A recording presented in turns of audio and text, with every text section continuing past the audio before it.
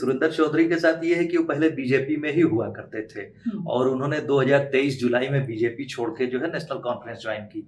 जम्मू कश्मीर की राजनीति में है कि साहब एक तरफा नहीं होगा, सबको एक साथ चलने की बात उन्होंने इसमें संदेश दिया है। तो आपको पता ही है कि इस बार के चुनाव में जो है 42 सीट्स वो जीत चुके हैं और 4 इंडिपेंडेंट्स को अपनी पार्टी में शामिल करा के उनकी एक तरह से नेशनल कॉन्फ्रेंस जो है 46 सीट्स यानी आउट ऑफ 90 जो है 46 मेजॉरिटी उनके पास हो चुकी है। उद्धव ठाकरे को भी, क्योंकि उद्धव ठाकरे के साथ में बहुत सेंटिमेंटल मामला जुड़ा हुआ है। शिव सैनिकों का जो एक बड़ा सा जबरदस्त वर्ग है जो कि उनके साथ में जो है लगता है कि वो विक्टिम कार्ड खेल सकते हैं। नमस्कार, पोल पंच में आप सभी का स्वागत है। मैं हूं पूजा मेहरोत्रा और आज हम बात कर रहे हैं जम्मू कश्मीर की। जम्मू कश्मीर में उमर अब्दुल्ला ने दूसरी बार वहां के सीएम पद की शपथ ले ली है। 370 हटाए जाने के बाद एनसी की वापसी है जम्मू कश्मीर में।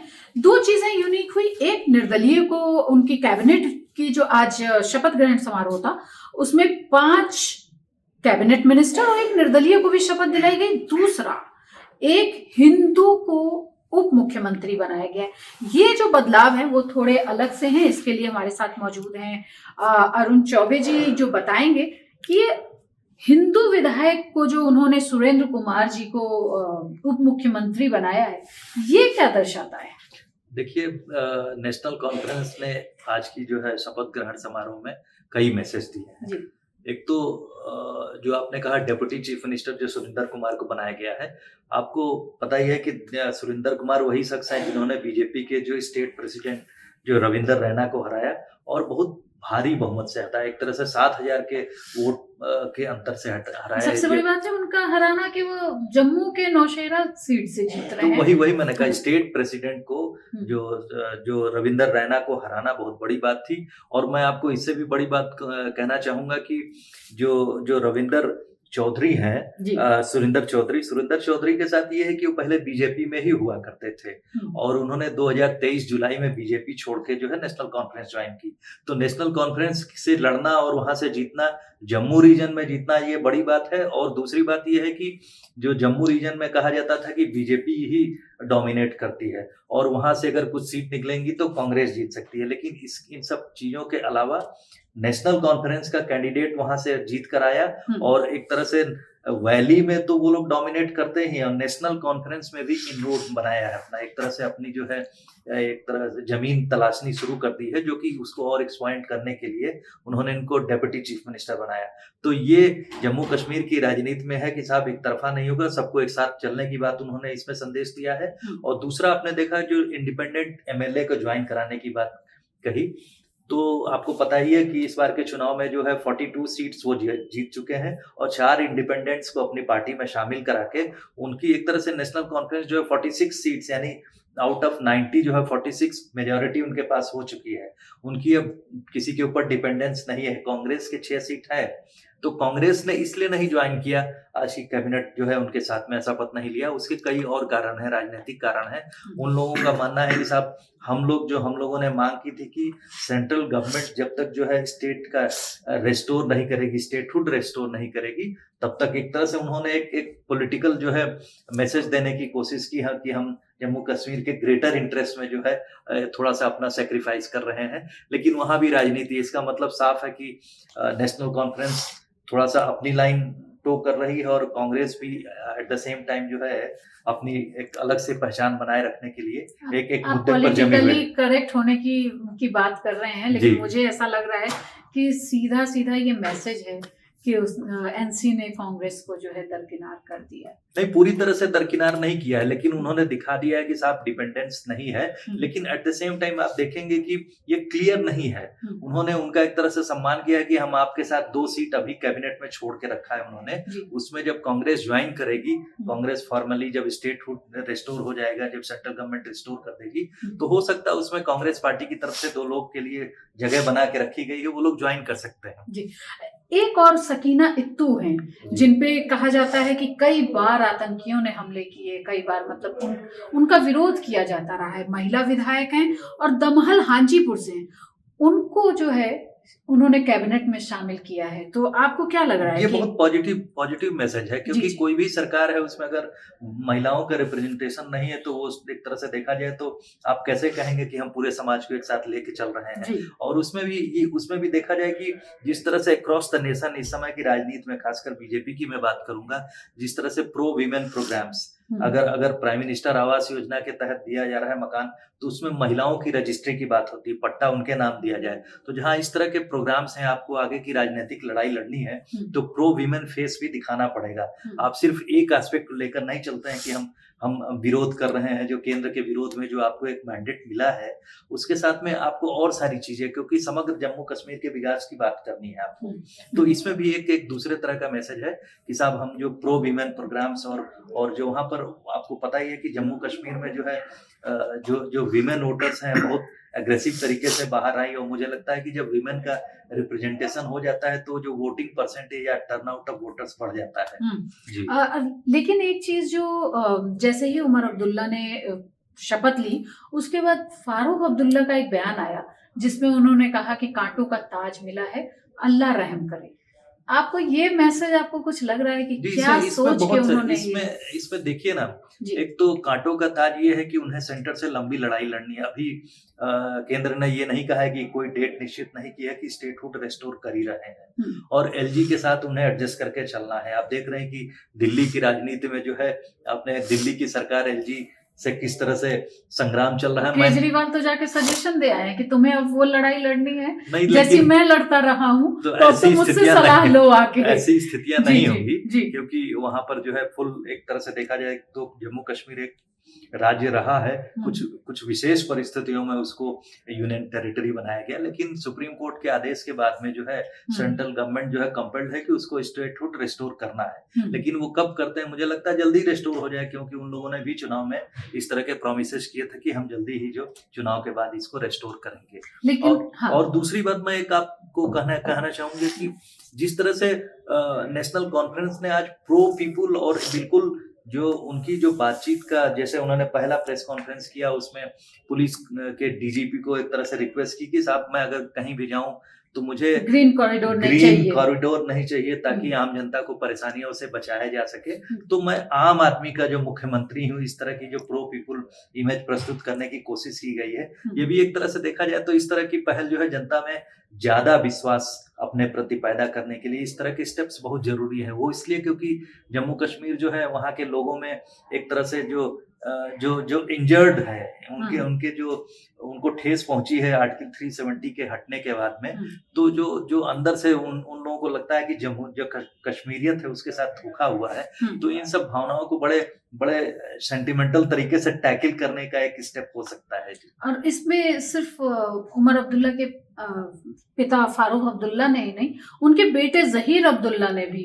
इस तरह का बयान दिया कि राज्य का दर्जा मिलने के बाद अनुच्छेद 370 की बहाली के लिए हमारा असली संघर्ष शुरू होगा। तो मुझे लगता है कि घर से तो उमर अब्दुल्ला को पूरा सपोर्ट मिल रहा है कि पापा का एक्सपीरियंस मिलेगा, यंग बेटे की जो है सपोर्ट इसका सीधा सा मतलब ये है कि आपने देखा होगा कि महबूबा मुफ्ती ने अपनी जगह से जैसे इल्तिजा मुफ्ती को लड़ा दिया था, तो उनकी थर्ड जनरेशन जो है राजनीति में आ गई थी। अब आप उमर अब्दुल्ला के बेटे का स्टेटमेंट, मतलब वो भी तैयार हो रहे हैं वहां राज्य की राजनीति में एक्टिव होने के लिए। ये भी संदेश इस तरीके से, यानी वो भी जनता के सामने आना शुरू कर दिए हैं। तो वो जो परिवारवाद है, परिवारवाद की लेगेसी आगे बढ़ रही है राजनीतिक तरीके से, ये भी आप कह सकते हैं।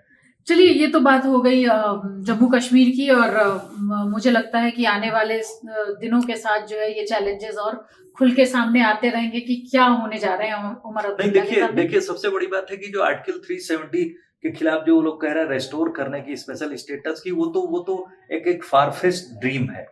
फारफेच्ड ड्रीम इसलिए हो गया है कि इतना आसान नहीं, जब राज्य में आप 2/3 मेजॉरिटी ले आके एक वहां से मोशन पास कराएं, उसके बाद तब जब स्टेटहुड रिस्टोर होने की बात कर रहा हूं, आप असेंबली में ये पास करवाएं यहाँ से, उसके बाद आपको जो केंद्र में आपकी मन की सरकार हो, क्योंकि केंद्र में जो सिंपल मेजॉरिटी से वो पास नहीं होगा। केंद्र में आपकी सरकार, आपके मन की सरकार आनी, वो भी डिस्टेंट ड्रीम है। तो बचता मामला है सुप्रीम कोर्ट। सुप्रीम कोर्ट में ऑलरेडी इन लोगों ने पिटीशन फाइल कर रखी है, उस पे अभी चलता रहेगा मामला।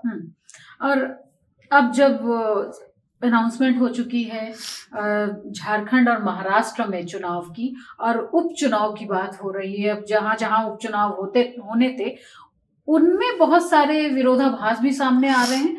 प्लस आज जो है देवेंद्र फडणवीस ने महाराष्ट्र में महायुति को, मतलब महाविकास आघाड़ी को और शरद पवार को सीधा सीधा चैलेंज दे दिया है कि भाई अपना सीएम फेस बताओ, हमारे तो एकनाथ शिंदे अभी भी हैं। देखिए, ये बहुत बड़ी बात है। सुबह सुबह जो है आपने देखा कि महाराष्ट्र की सरकार ने आज एक रिपोर्ट कार्ड जारी किया है कि 2022 के 2 साल में हमने क्या किया। तो 2000 में हमने क्या किया, उसमें आपने देखा होगा कि एकनाथ शिंदे के साथ में देवेंद्र फडणवीस और अजित पवार दोनों थे, और दोनों ने जो है एक तरह से इस तरह की एकता दिखाई कि जो हमारा जो कोलिशन है, जो महायुति है, वो भी अभी यूनाइटेड है और पूरी तरह से एक मत है। ये बहुत बड़ा मैसेज गया। और साथ में उन लोगों ने कहा कि आप लोग कहा करते थे कि, जैसे उन्होंने एक स्पेशल रेफरेंस दिया अजित पवार ने कि लड़की बहन योजना जो उन लोगों ने शुरू किया, लड़की बहन, हाँ, लड़की बहन योजना, वो जो लाडली बहना योजना के तर्ज पे शुरू की गई है। तो प्रो वीमेन, जब मैं अभी प्रो वीमेन प्रोग्राम्स की बात कर रहा था राजनीति में, तो ये प्रो वीमेन योजना बहुत वहां पर लाभकर सिद्ध हो रही है। और इस तरह से देखा जाए तो एक जो एक कंसोलिडेटेड वोट बैंक है, उसको खुश करने की कोशिश है वो, और उसमें ये लोग कामयाब होते हुए भी दिख रहे हैं। तो इस तरह की बात, और यूनाइटेड फेस के साथ में जो है अभी जबकि ऑपोजिशन की कुछ पार्टीज, कांग्रेस में अभी यूनिटी को लेकर, और आपने देखा होगा कि सीटों पे एडजस्टमेंट को लेकर बहुत सारे डिसीजन होने हैं, वहां एक यूनाइटेड फेस प्रस्तुत करना जो महायुति सरकार का, तो वो इसका मतलब दिखाता है कि साहब हम लोग पूरी तरह से तैयार हैं चुनाव में जाने के लिए। आप लोग जो है, आप मतलब अपोजिशन को चैलेंज करते हुए। तो आपको क्या लग रहा है कि हरियाणा में जिस तरह की गलतियां कर गए कांग्रेस वाले, और अभी एक खबर आई कि अभी भी हुड्डा साहब जो है ना, वो बाज नहीं आ रहे हैं, अभी भी गेम कर रहे हैं। हाँ, उसका इसलिए क्योंकि उन लोगों ने एक सुप्रीम कोर्ट में शायद एक पिटीशन फाइल हुई जिसमें 20 सीट्स पर री इलेक्शन की बात कही जा रही है कि वहां पर घपला हुआ है, वहां पर री इलेक्शन होगा। तो अब सुप्रीम कोर्ट में केस गया है, कब पिटीशन एक्सेप्ट होती है उसके बाद वो चलता रहेगा। लेकिन ठीक है, वो अपनी ईगो मसाज के लिए अच्छी बात है, लेकिन आप हारे हुए हैं, फिलहाल आपके हाथ से बाजी निकल गई है। आने वाले यानी महाराष्ट्र और झारखंड में कांग्रेस पार्टी को यूनाइट होके जो है किस तरह से बीजेपी का मुकाबला करना है, उनके समर्थित यानी एनडीए सरकार का, इसके लिए उन्हें सोचना पड़ेगा। और आपने देखा होगा शायद इसी वजह से आज वोट टेकिंग सेरेमनी में आपने जम्मू कश्मीर में देखा कि अखिलेश यादव के बगल में राहुल गांधी और उसके बाद प्रियंका गांधी, सब लोग, खड़गे साहब, सब लोग बैठे हुए थे। इन लोगों ने एक होने की जो है पिक्चर प्रस्तुत की। तो कांग्रेस पार्टी भी तैयार है, लेकिन जाहिर सी बात है उनको री-स्ट्रेटेजाइज करना है, ओवर कॉन्फिडेंस से थोड़ा बाहर आना है। और आपको क्या लग रहा है कि ये जो अभी चुनाव होने जा रहे हैं झारखंड में और महाराष्ट्र में, तो वहां पे ये कितना सबक ले पाएंगे, और महायुति जो महाआघाड़ी है वो किस तरह से आपको लग रहा है रिप्रेजेंट कर पाएगी, और कांग्रेस को कितना स्ट्रॉन्ग हैंड दिया जाएगा? देखिए, कांग्रेस अभी, मैं आपको बता दूं कि महाराष्ट्र की राजनीति में जो एमवीए है, उसमें सबसे बड़ा घटक 43 एमएलए के साथ में कांग्रेस पार्टी ही है। शरद पवार की पार्टी एनसीपी में, या फिर उनके साथ जो शिवसेना की यूबीटी है, उद्धव बाल ठाकरे का जो अलायंस है, तो उन लोगों के पास 10-15 या 12-13 सीट इस तरह से दोनों के पास रेस्पेक्टिवली है। तो वो लोग अभी उस स्थिति में नहीं है, उसमें कांग्रेस ही सिंगल लार्जेस्ट है। तो जाहिर सी बात है, आइडियली देखा जाए तो जो कांग्रेस जो है वहां पर डिसीजन मेकर की स्थिति में है, लेकिन उनकी पार्टी में भी अगर वो लोग चीफ मिनिस्टीरियल फेस के लिए प्रेशराइज करेंगे, तो शरद पवार जी, जो कि जो वहां की महाराष्ट्र की राजनीति के चाणक्य हैं, उन्हीं की लीडरशिप में आपने देखा होगा कि उन्होंने ही वो अलायंस जो है एक तरह से वो बांध के रखा था। तो ऐसी स्थिति में आप उनको नेग्लेक्ट नहीं कर सकते हैं। और एट द सेम टाइम आपने देखा होगा कि शिवसेना के जो उद्धव ठाकरे हैं, उद्धव ठाकरे को भी, क्योंकि उद्धव ठाकरे के साथ बहुत सेंटिमेंटल मामला जुड़ा हुआ है, शिवसैनिकों का जो एक बड़ा सा जबरदस्त वर्ग है, जो कि उनके साथ में जो है लगता है कि वो विक्टिम कार्ड खेल सकते हैं इस असेंबली इलेक्शन में। उसका असर कितना होगा ये अलग बात है, लेकिन फिलहाल जो उनके साथ में ऐसा नहीं है कि वो पूरी तरह से जमीन हार चुके हैं। वो शिवसेना का एक बहुत बड़ा सा धड़ा जो है उनके साथ अभी भी है, जो कि काफी भूमिका अदा कर सकता है। अच्छा, तो जी। ये आपसे बात करते करते मुझे ये अब एक सवाल और आ रहा है, ये जो बाबा सिद्दीकी के साथ हुआ, जी। तो क्या इसका फायदा अजित गुट को होगा या भाजपा को होगा इसका फायदा? कुछ आपको ऐसा नहीं लग नहीं रहा नहीं, है? भाजपा को नहीं। देखिए, ये दूसरे तरह का, भले ही वो अजित पवार के साथ में एनसीपी में चले गए थे, लेकिन उनके साथ में दूसरा मुद्दा जुड़ा है। वहां वो डायरेक्टली जो जो सरकार जो रूल कर रही है, जो गवर्नेंस में सरकार है, उसके ऊपर क्वेश्चन मार्क उठता है कि इतना प्रभावशाली एमएलए, 3 टर्म का एमएलए जो है, उसकी जो है खुलेआम हत्या हो जाती है। तो वहां पर जो है लॉ एंड ऑर्डर सिचुएशन पे बहुत बड़ा क्वेश्चन मार्क लगा हुआ है।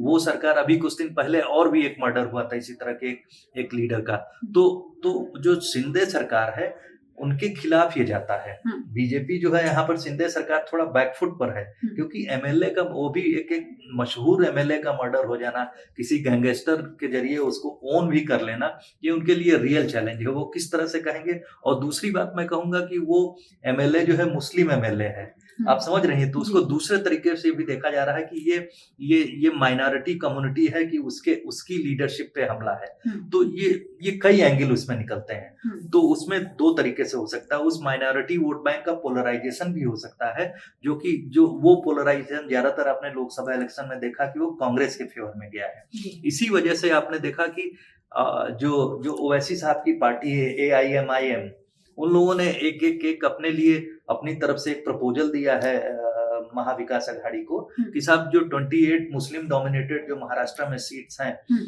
उसके साथ में हम लोग मिलकर लड़ते हैं ताकि वोटों का स्प्लिट ना हो। और इन लोगों की यही कोशिश होगी कि अगर रियल चैलेंज ये लोग महायुति को देना चाहते हैं, तो जो कंसोलिडेटेड वोट बैंक है, उसको साहब आपको सेव करना पड़ेगा, उसको स्प्लिट नहीं होने देना पड़ेगा। अच्छा, इन सब के बीच में जो दिवाली का तोहफा मोदी जी ने एक बार फिर से दे दिया है, और महाराष्ट्र तो भाई किसानों के लिए ही जाना जाता है, सबसे ज्यादा सुसाइडल केसेस वहीं से आते हैं कि किसान सबसे ज्यादा सुसाइड वहां पे कर रहे हैं। तो ये जो MSP 6 फसलों पे बढ़ा दी गई है, तो इसका क्या इस चुनाव पे फर्क देखिए, पड़ेगा? पहला आपको मैं एक तो बात कहूंगा कि हरियाणा में जिस तरह से जीत मिली, तो वहाँ किसानों का मुद्दा जो है एक तरह से इशूलेस हो गया, मुद्दा ही नहीं रहा। तो उसी तरह से किसान, लेकिन फिर भी इस इलेक्शन में भी किसानों का मुद्दा हमेशा बना रहता है चुनाव में कि किसानों का MSP, जो कि कांग्रेस लगातार कहती रही है। तो चुनाव की डेट अनाउंस हुई, उसके साथ में जो है सेंट्रल गवर्नमेंट ने जो अनाउंस कर दिया है कुछ फसलों पे MSP की दर बढ़ा दी है। तो ये किसानों के लिए प्रो किसान एक स्टेप है, जिसमें एक तरह से कह रहे हैं लोग कि किसानों की जो दिवाली मनवा दी सरकार ने। और दूसरी बात आप देखेंगे कि उसके पहले ही मैं जो अभी जो लड़की बहन योजना की बात कर रहा था, वो पहले ही लॉन्च कर चुके हैं। और तीसरी बात आप देखेंगे कि इन लोगों ने जिस तरह से तैयारी कर दी है, तैयारी में एक स्टेप आगे बढ़ गए हैं ये लोग, देखा जाए तो। क्योंकि सेंट्रल गवर्नमेंट और प्लस जो स्टेट गवर्नमेंट होती है, जो डबल इंजन की सरकार कही जाती है, उसका एडवांटेज तो रहेगा। और कल पावर भी दिखेगा हमें हरियाणा के शपथ ग्रहण समारोह में, वो पावर भी दिख जाएगा और शायद फिर से कुछ और अनाउंसमेंट हो जाएगी। उसमें आपने हरियाणा चुनाव के हरियाणा वोट टेकिंग सेरेमनी की बात कही, तो वहां मैं एक चलते बात कहना चाहूंगा। कल वाल्मीकि जयंती है, और वाल्मीकि जयंती में आप देखेंगे कि जो हरियाणा की राजनीति में OBC वो वोट बैंक उनके पास सबसे ज्यादा था, और उसमें दलित वोट बैंक डिसाइडिंग हो गया था। दलित वोट बैंक जो है कांग्रेस के पास नहीं गया, वही सबसे बड़ा एक प्रमुख जो कारण है, उसमें से एक कारण वो भी था कि कांग्रेस को दलित वोट बैंक इन मास नहीं मिल पाया। और बीजेपी ने जो है अपने OBC बैंक के साथ में उस दलित वोट बैंक को जो है अपने साथ रिटेन किया, साथ में और सारी जातियों के समीकरण को बनाए रखा। तो इस तरीके से देखा जाए तो कल वाल्मीकि जयंती के दिन हरियाणा की सरकार का नया चीफ मिनिस्टर ओथ ले रहा है, तो उस वोट बैंक को एक मैसेज देने के लिए, प्लस आप महाराष्ट्र की राजनीति में देखेंगे कि वहां पर जो है जो महार कम्युनिटी, जो दलित वोट बैंक है, वहां पर बहुत एग्रेसिव तरीके से वोटिंग होती है। वहां राजा ठावले भी वहां थे। जी हाँ, तो 12% वो भी वहां पर है।